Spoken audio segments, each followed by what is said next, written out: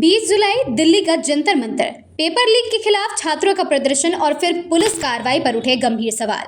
दावा है कि इसी दौरान पैलेट गन के छर्रे लगने से छात्र साहिल लोचाप घायल हुआ है। अब यही मामला एक बार फिर संसद से सड़क तक और सड़क से थाने तक पहुंच गया।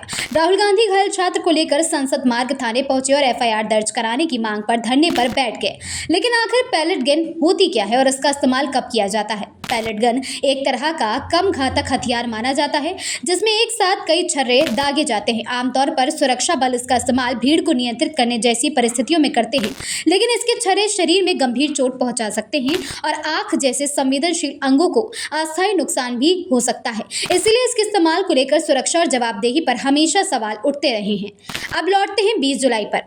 उस प्रदर्शन पे पेपर लीक और परीक्षा में कथित धांधली के खिलाफ छात्र संसद मार्च के लिए जुटे थे। इसी प्रदर्शन में शामिल दिल्ली के छात्र साहिल के घायल होने का दावा किया गया।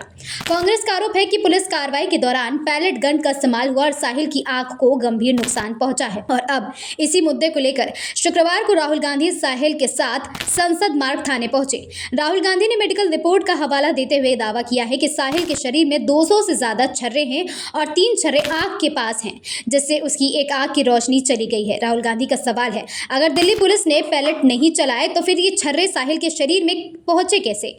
और उन्होंने पुलिस से फिर सिर्फ मांग रखी है लिखित शिकायत पर एफआईआर दर्ज की जाए।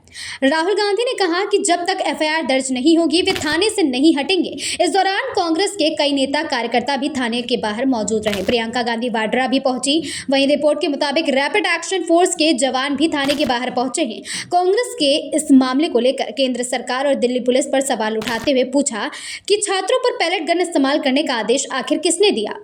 एक तरफ राहुल गांधी एफआईआर की मांग पर अड़े हैं तो दूसरी तरफ पैलेट गन के इस्तेमाल को लेकर पुलिस का पक्ष और उसकी जवाबदेही अब इस पूरे विवाद का सबसे बड़ा सवाल बन गया है। 20 जुलाई की कार्रवाई से शुरू हुआ विवाद 21 अगस्त को संसद मार्ग थाने के बाहर पहुंच चुका है। अब देखना होगा कि एफआईआर दर्ज होती है या फिर ये मुद्दा संसद और सियासत में और बड़ा रूप लेता है।